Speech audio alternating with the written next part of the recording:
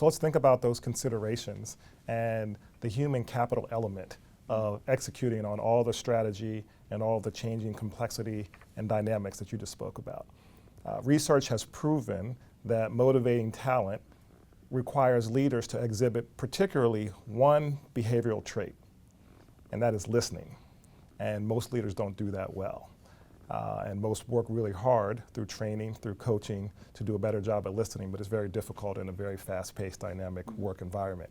In higher education, and as a dean at Columbia, I do that through a couple of different channels. I have monthly roundtables, for example, with my students, with our faculty, with our staff, to learn more about strategy, get feedback, continuous feedback on strategy and policy, on operations.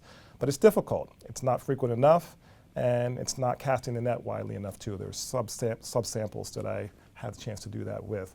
When you think about, once again, your very large organization, the people who report directly to you, the 36,000 who indirectly do not, how do you listen? How do you take the time to better understand the recommendations, the counsel, the feedback that your team members have for you that will ultimately influence the decisions that you need to be making strategically and operationally that you may or may not have access to on a regular basis? My initial response, especially as it relates to the people who report directly to me or the people who report directly to them, who are real subject matter experts, is that in their area of focus, they're all stone cold experts and much better at what they're responsible for than I could possibly be. Sure. So, you know, when they're giving me counsel on something that is in their wheelhouse, it would be like not taking the advice of a doctor if you went to see the doctor, right? It would be, you know, I don't know more than they do, and I never will.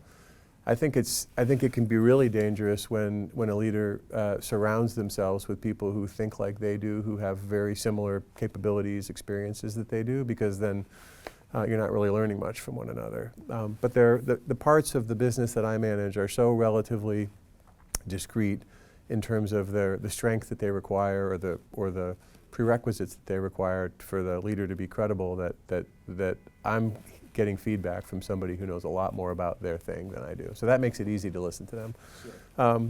You have to figure out, I mean, we all, I think, would think it's attractive and valuable to be super transparent, open door policy, come on in, we'll talk freely about everything, which is good because it promotes an exchange of ideas.